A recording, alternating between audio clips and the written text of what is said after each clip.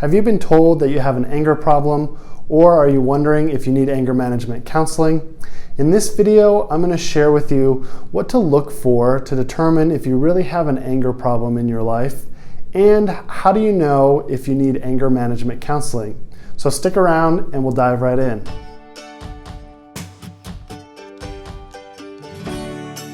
Hi, thanks for stopping by. My name is Cody Mitz. I'm a licensed therapist and I specialize in anger management counseling. If you're new here, go ahead and hit the subscribe button or the little bell notification if you want to get the latest videos as they come out. Now in this video, I'm going to share with you what do you look for, or how do you know if you have an anger problem in your life, and how to determine if anger management might be appropriate for you. Now there are two main things that I look for when I'm helping somebody decide if anger management or an anger problem really exists in your life. And those two things are the frequency of your anger and the intensity of your anger. So the frequency of your anger simply means how often is this emotion coming up. If it's happening on a daily basis, or if you feel like you're just constantly in a bad mood or irritated or frustrated, that doesn't feel good and it's probably causing some problems in your life. So that could be a good indication that you might need some help. The second one is how intense is your anger. If you're having these really big explosions and this emotion just feels out of your control, you're doing things that are violent, or you're doing something that scares people, even scares yourself, that doesn't feel good, and it can cause a lot of problems. So again, that's going to be a good indication that you might really need some help, possibly some professional help with your anger. The number one problem that anger typically causes in your life is that it affects your relationships. And unfortunately, it typically affects the relationships that are closest to you. So the most common reason that people come seek out my help as a therapist is usually because anger is causing a problem in your marriage, in your relationship. You might be going through a divorce or a separation. So anger can be a very destructive emotion when it's out of control in your relationships. So start by looking at, how is anger affecting the people closest to you? Are the people that are closest to you telling you that your anger is hurting them or that it's a problem? That's a good place to start, because anger in a relationship can be very destructive. Now earlier I said that the most common thing that anger is going to affect is your relationships, and yes, I was referring to marriages or significant others, but you're also going to want to look at the other relationships that are closest to you. So the most common ones again are going to be your kids, or your parents, or your siblings. The people that you spend the most time around, the people who know you the best, are probably going to be the ones who see this emotion come out the most. So you're going to want to look to see how anger is affecting those relationships. Another red flag that your anger is a problem is if it's becoming destructive, if it's becoming aggressive, or if it's becoming violent in any way.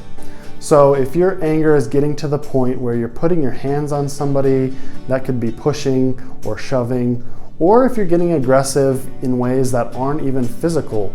So if you're yelling, if you're swearing at somebody, calling somebody names, those are forms of aggression, even though you may not physically do something to someone. And those are indications that your anger is at a pretty high level, and it's going to be very difficult to control when that emotion is that high.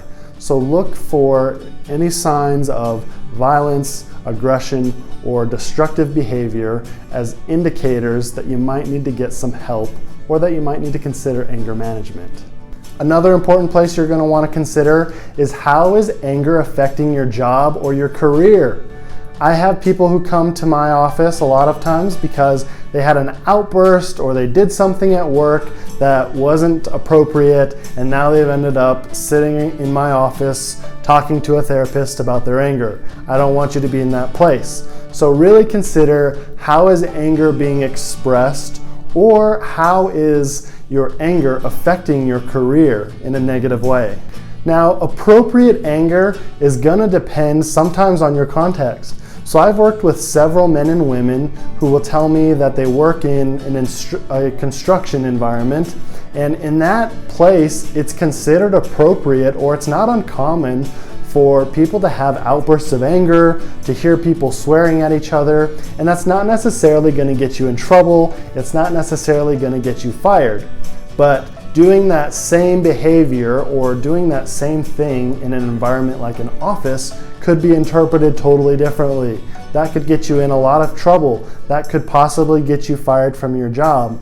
So even if you express this emotion in the same way, the environment that you're in is going to depend on how people interpret whether or not that emotion is appropriate or not. And the last thing to really consider is, how do you feel about your own anger? Now, obviously, if anger is affecting your family and friends and all the things that are in your life, that's a negative thing that I assume you probably don't want. But even if your anger is not affecting those things, it might still feel terrible personally. I don't think that anybody really wants to feel angry. I don't think that most of the people that come and ask for my help like feeling the way that they are. That's why they're there. They want to change it. And as humans, I think we don't typically want to feel angry. We want to feel happy. Most of us want to enjoy our lives, but this emotion just might be doing something that you just can't figure out. And so how you feel about it personally is going to be the most important thing. And if you really don't feel good about it, that's a good indication that you might need to get some help, or that you might want to consider anger management. Now, if you go see a professional like myself, you might hear about something called intermittent explosive disorder. And that's probably the main diagnosis that exists for someone struggling with outbursts of anger. Now, I say that because the majority of the people that I work with or that I help as a therapist don't necessarily have a diagnosis of intermittent explosive disorder. And I rarely actually talk about that with people unless I think it's going to be beneficial. That might be necessary for insurance purposes, or if there really truly is an intermittent explosive disorder, that I think it would be helpful to know that and to diagnose it. But the majority of people that come to anger management counseling, and the majority of people that are probably watching this video, don't actually have a diagnosable anger problem.